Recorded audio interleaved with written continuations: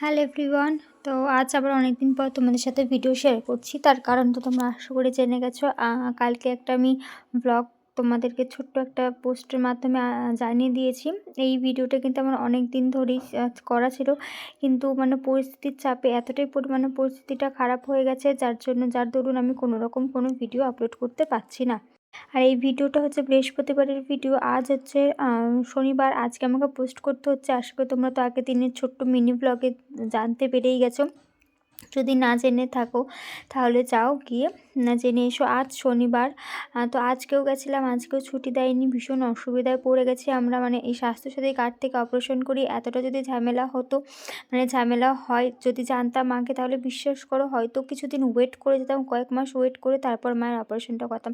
এতটা পরিমাণে আমাদের স্ট্রাগল, এতটা পরিমাণে সমস্যার সম্মুখীন হতে হচ্ছে না, মানে যার জন্য অধৈর্য লেগে যাচ্ছে। কোনো কাজ ঠিকঠাক মতন করতেও পারছি না। যদি জানতাম হয়তো সত্যি আগে হয়তো কোনোদিনই আমরা হয়তো করাতাম না স্বাস্থ্যসাথী কার্ড থেকে।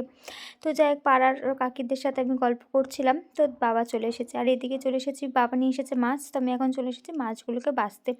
বেছে টেছে ধুয়ে নেবো, যেহেতু বাবা যাবে হচ্ছে মায়ের কাছে হসপিটালে, সেহেতু মাছটা ধুয়ে নিচ্ছে আমি। আর মাছটা কী মাছ এনেছে তোমরা যদি কেউ বলতে পেরে থাকো তাহলে অবশ্যই কিন্তু একটা, মানে তোমরা যদি কেউ জেনে থাকো অবশ্যই একটা কমেন্ট করে কিন্তু জানিও।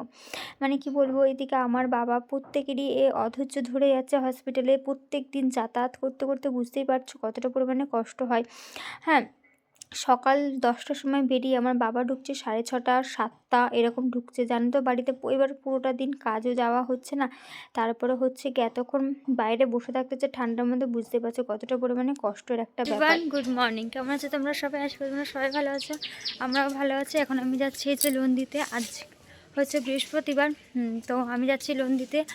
তো মায়ের কাছে আমি যাচ্ছি না, বাবা যাচ্ছে। যেহেতু এখানে রান্নাবান্না করতে হচ্ছে, কাজকর্ম করতে হচ্ছে, সেহেতু এখন তো আর আমি যাচ্ছি না। দেখি ইচ্ছা আছে আজকে 3টে থেকে 5টা অবধি তো মাকে দেখতে দেয়, দেখি সেই টাইমটাতে যাওয়ার ইচ্ছা রয়েছে। আর আমাদের এখানে কিন্তু প্রচুর প্রচুর পরিমাণে ঠান্ডা পড়েছে। ওই 5:30টার সময় ঘুম থেকে উঠে না একদম কনকনিয়ে যাচ্ছে, জানো না তো। মানে আর পাচ্ছি না, এত ঠান্ডা। তো সকালবেলা একবার রান্না করছি, এখন আবার রান্না করব, গিয়ে মাছ করব, আবার হচ্ছে গিয়ে রাতেরবেলা রান্না করব। মানে হিমশিম খেয়ে যাচ্ছি গো সংসারটা চালাতে গিয়ে। এত লোকে তো আমি চালাইনি, যাই হোক এখন তো চালাতে হবেই। তো দেখি মায়ের ছুটি কবে দেয়, এখনও তো বলছে না যে কবে দেবে ছুটি। তো চলো তাহলে যাই, আগে লোনটাকে দিয়ে আসি, তোমার সাথে পরে দেখা হচ্ছে। টাটা। ওইদিকে তো কষ্টের তো ব্যাপার, তার সাথে সাথে কিন্তু বাবা কাজ করছে না, লোনের টাকাটাও কিন্তু সম্ভব হচ্ছে না দেওয়া। তো যাই হোক, দেখা যাক কী হয়। সত্যি বলছি, যদি আগে জানতাম স্বাস্থ্যসাথী কার্ডে এত অসুবিধা হয়, করাতাম না গো। তো যাই হোক, এদিকে দেখো চলে এসেছি লোন টোন থেকে, চলে এসে একটু রৌদ্রে বসেছিলাম। তো 11টার কলে জল এসেছে। আর যেহেতু বৃহস্পতিবার, আর ঘর মুছি না মুছি, আজকে দিনটা কিন্তু ঘরটা আমি মুছেছি। আর মা নেই, বুঝতেই পারছো, একদম ভালো লাগছে না শরীরও ভালো লাগছে না, মনটাও ভালো লাগছে না মাকে ছাড়া। কাজ করছি তাতে অসুবিধা হচ্ছে না, যদি মাটা থাকতো না কাজ করতাম, আমার কোনো অসুবিধা ছিল না। মা নেই, সারাটা দিন একা একা বাড়িতে থাকি, তো ভালো লাগে না। তাও পাড়ার সবাই আমার সাথে কথা বলে, অসুবিধা হয় না, কিন্তু তাও। তো যাই হোক, ওইদিকে বারান্দাটা মুছে এসেছি, মানে সামনের দিকটা মুছে, বাবার ঘরটা মুছে, আমার ঘরটা মুছে নিয়ে এই এখন মুছে হচ্ছে রান্নাঘরটা মুছিয়ে নিয়ে যাব স্নানে। আজ বৃহস্পতিবার, আজ ঘট বাঁধবো না, মানে ঘরটা আমি নামাবো না, যেহেতু মায়ের ঘট আমি আর নামাইনি। আমি শুধু ফুল বেলপাতা এনে মানে এমনি নর্মাল যেরকম পুজো দিই আমি আমার বাড়িতে, ঠিক সেরকমই পুজো দেবো। যেহেতু রাধা গোপাল রয়েছে, ওদেরও স্নান টান করাতে হবে, সেহেতু তো এদিকে আমি ঘরটা মুছে নিয়ে তারপর হচ্ছে তোমার উঠোন ফুটুন সব কিছু ঝাড় ফাড় দিয়ে, তারপরে কয়েকটা বাসন ছিল বাবা খেয়ে গেছে হসপিটালে মাকে দেখার জন্য, সেইগুলো। তারপরে হচ্ছে কিছু চায়ের বাসন ছিল সেইগুলো। আর এতটা পরিমাণে আমি চাপে পড়ে গেছি, যার জন্য আমি কোনো রকম কোনো ভিডিও মানে এডিটই করতে পারছি না, জানেন তো। আর মানে ট্রেনে করে জার্নি, বুঝতেই পারছো আমার না ট্রেনে মানে বেশিক্ষণ যাতায়াত করলে মানে একদিনে যদি 3-4 উপরেও হয়ে যায়, আমার প্রচণ্ড পরিমাণে বমি পাই গো। আর প্রচণ্ড পরিমাণে মাথাটাও যন্ত্রণা করে। তো সেটাই হচ্ছে, এখন শরীরটার মধ্যে ভীষণই খারাপ লাগছে। তো তার জন্য না ভিডিও এডিট করে উঠতে পারছি না গো, সেহেতু একটু লেটে ভিডিওটা পোস্ট করছি। মা চলে আসুক একবার, তারপর আমি আশা করা যেতে পারে যে আমি ডেইলি ব্লগটা আবার দিতে পারবো। তো যাই হোক, এদিকে স্নানও হয়ে গেছে, তোমার পুজো টুজো দেওয়াও হয়ে গেছে। তোমরা দেখতে পাচ্ছ, আশা করি নাইটি দেখে বুঝতেই পারছো। হ্যাঁ, দুটো নাইটির কালার সেম, কিন্তু তোমরা যদি একটু দেখো দেখবে প্রিন্টটা কিন্তু অনেকটাই আলাদা। তো যাই হোক, এদিকে মশলা করে নিচ্ছে। আর আজকে না ভীষণ ভয় ছিলাম, যেহেতু বলে দেওয়ার কেউ নেই মশলাটা, যে তুমি মিক্সারে করি না। আগের দিন তো তোমরা দেখেছিলে মিক্সিতে করে অনেকটা পরিমাণে জল হয়ে গেছিলো। আজকে তো ভয়ে করেছিলাম, দেখলাম যে না, একদম পুরো পারফেক্টলিভাবেই মশলাটা ব্লেন্ড হয়েছে। তো যাই হোক, আজকে ভালোই হলো, কিন্তু কী হয়েছে, খুলতে আর পারছিলাম না, জানো না তো। বাটিটা যেহেতু সেট হয়ে গেছে, কোন দিক থেকে করে খুলতে আর পারছিলাম না। তো যাই হোক, অনেক চেষ্টা করার পরে অবশেষে খুলতে পেরেছি। আর এদিকে আলু ভাজা, তারপর হচ্ছে মাছ ভাজা, সমস্ত কিছু হয়ে গেছে। আর বাবার সাথে আমি মায়ের সাথে কথা বলতে বলতে আমার মাছ ভাজাটা পুড়ে গেছে। মা ফোন করেছিল আমাকে, তো মায়ের সাথে একটুখানি কথা বলছিলাম, যেহেতু যাচ্ছি না দুদিন ধরে, সেহেতু মা একটু ফোন করেছিল। মানে মায়েরা হয়তো এরকমই হয়, নিজে অসুস্থ অথচ আমার খোঁজ খবর নিচ্ছে, অথচ আমি একবারও খোঁজ খবর নেওয়ার মতন সময়ও পাচ্ছি না গো।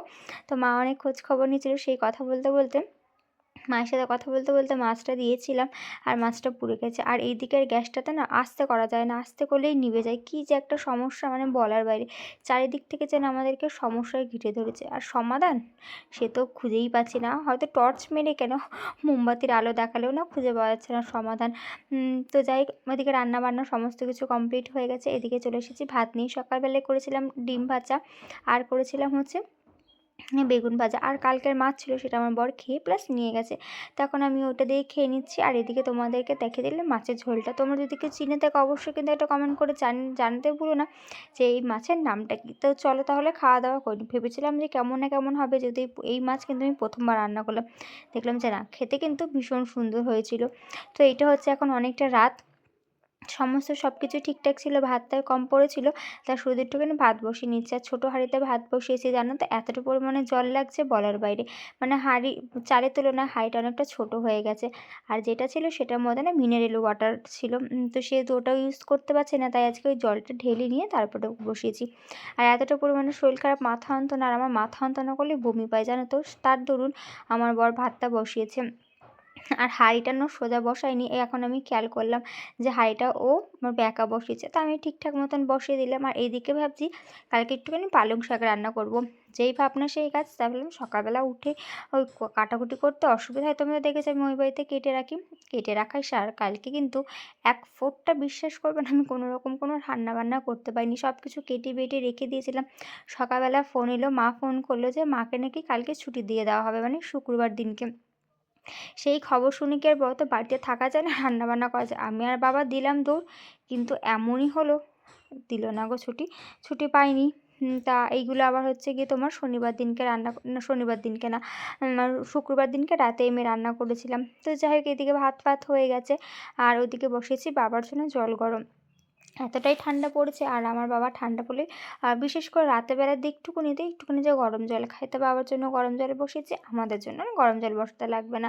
আর দেখতে পাচ্ছ হাঁড়িতে ভাত একদম উপচে উপচে পড়ে যাচ্ছে। ওই যে কী বললাম, হাঁড়িটা না তুলনামূলক অনেকটা ছোটো হয়ে গেছে। যাই হোক, তো জলটা এবার ঢেলে রেখেছি, আশা করি এবার আমি ওই হাঁড়িতে রান্না করতেই পারবো। আর কী বলতো, 3 জনের রান্না, তো আমি না ঠিক বুঝতে পারছি না কতটা করলে কী হবে।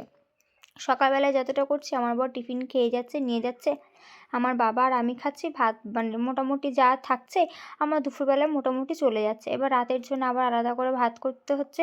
কোনো দিন দুপুরবেলা ভাতটাও থেকে যাচ্ছে, আমার বাবার হয়ে যাচ্ছে, আমার বরের জন্য বসাতে হচ্ছে, এরকমভাবে হচ্ছে, জানো না তো। ঠিকঠাক আইডিয়া বুঝতেই পারছি না, যাই হোক এরকমভাবে চলছে, এরকমভাবেই চালাই। মা এলে হয়তো ঠিকঠাক মতন বলে দেবে, কারণ মা এলে তার মানে কাজবাজ করতে পারবে না, বুঝতে পারছো অতগুলো মানে সেলাই হয়েছে।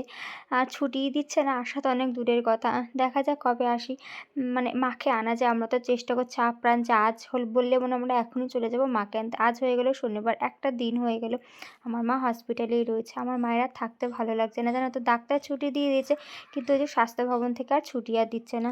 তো যাই হোক, এদিকে হচ্ছে জলটা অত্যন্ত গরম ছিল, তার জন্য ওর মধ্যে একটুখানি ঠান্ডা জল মিশিয়ে নিলাম।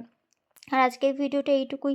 যদি ভিডিওটা ভালো লেগে থাকে তাহলে অবশ্যই একটা কমেন্ট করে কিন্তু জানাতে ভুলো না। তাহলে চলো আজকের মতন টাটা, কাল দেখা হবে নতুন একটা ব্লগের সাথে।